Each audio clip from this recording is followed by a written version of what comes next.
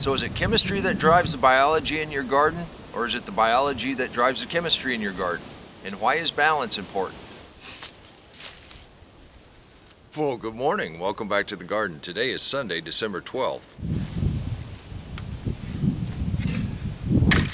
Froze pretty good last night. Let's go ahead and see what's inside the cold frames, and then we'll get to our lesson.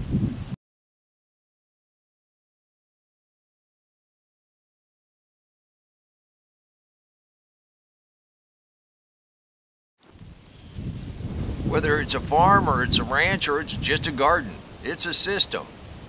Just like a manufacturing system. The more it's in balance, the better it's going to produce. Now, I don't want anybody to get overwhelmed and think, you got to have this thing perfect before you plant anything. That's not what I'm saying. Now, my background is in continuous improvement.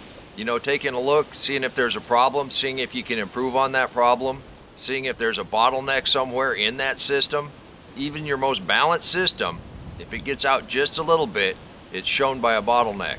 So how does that relate to today's lesson? So in a garden, all of a sudden you have too many weeds, not enough plants to eat. Or you have too many bugs. Or the leaves are turning brown and curling up, so it seems like you don't have enough nutrients. Those are all bottlenecks in that system. You know, when I was traditionally gardening, I had too many weeds. And I wanted to know if there was some way I could make that better. And after doing some research, we came up with the deep mulch method. So now I'm curious. So why does the deep mulch method work? Just looking at it, I would think because it covered the ground and it kept the sun from germinating those seeds. But come to find out what's really happening, by covering the ground with the organic matter, it's allowing the life in the soil to do its thing. Nobody's saying the only way you can plant a garden is if you have all this stuff in balance. What I am saying is the more you get it in balance, the better your garden will grow. And once you start your garden, it's always a continuous improvement project. How can I make it better? All gardeners, no matter what, they're thinking, how can I make it better? And I'm saying you don't have to run down to the local big box store and get a bunch of chemicals. Let's think about a plant for a minute. The plant needs all that air around it. It's aerobic. So it goes to figure that the roots would need to be aerobic. Now, I've already discussed bacteria and fungus. Now you want the aerobic kind. Now, as far as being in balance, can you have too much of a good thing? As we discussed earlier, the bacteria creates glue that holds the dirt, sand, soil, silt, a little bit of organic matter together. That glue is alkaline. Now, if all you have is bacteria, you're going to make your soil very alkaline. So if you go down and you inoculate with just bacteria, that may not be the best thing for your garden. Now, your anaerobic fungus, it's a little more acidy. So that way, your bacteria and your fungus, it creates a nice balance in your soil. Now, we've talked about the critters in the soil and how they work together. But then again, you have to have a balance of the micropredators with your fungus and your bacteria. And then you need to have a balance of the larger predators. The more you have it in balance, the better your garden will grow. And the more carbon dioxide will be pulled out of the air and sequestered into the soil. So how do you know? You can look at your results. And I just wanted to know why it worked. Once I stumbled upon this, I thought you guys might want to know.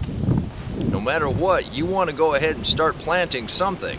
You don't want to wait till you've got everything in order. We wouldn't have personal computers if those college kids wouldn't have started in a garage.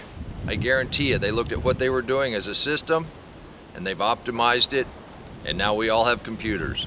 Just start your garden, then we can worry about optimizing it. Glad we touched upon balance and continuous improvement in the garden. Found out that it's succession.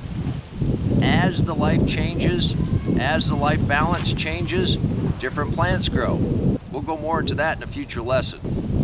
In a manufacturing setting, you need the right balance of direct and indirect labor. Just like in the garden, you need the right balance of life.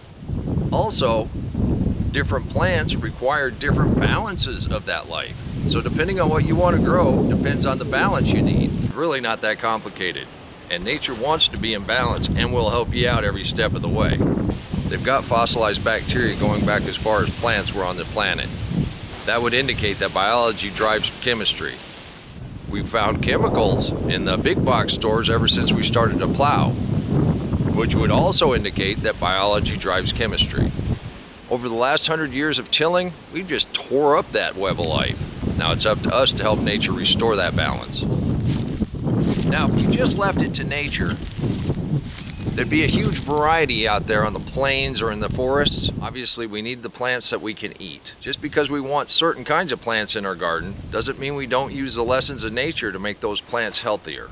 Taking the cues from nature, not a bad thing. I hope you got something out of this. Please leave a comment down below and let me know what you think. Now, I hope I've given you some encouragement. I started with a bare plot of dirt, a tiller, and a seed. I didn't like the results I was getting, and I wanted to know why. After doing quite a little bit of research, I've stumbled upon several ways to fix that. And while the wind's blowing the leaves my direction, I'm going to go ahead and get a few more on the garden, see if I can't help that life out. And remember, until next time, take care of yourself, take care of your family, and God bless you. Come on, let's plant. Let's go plant garden.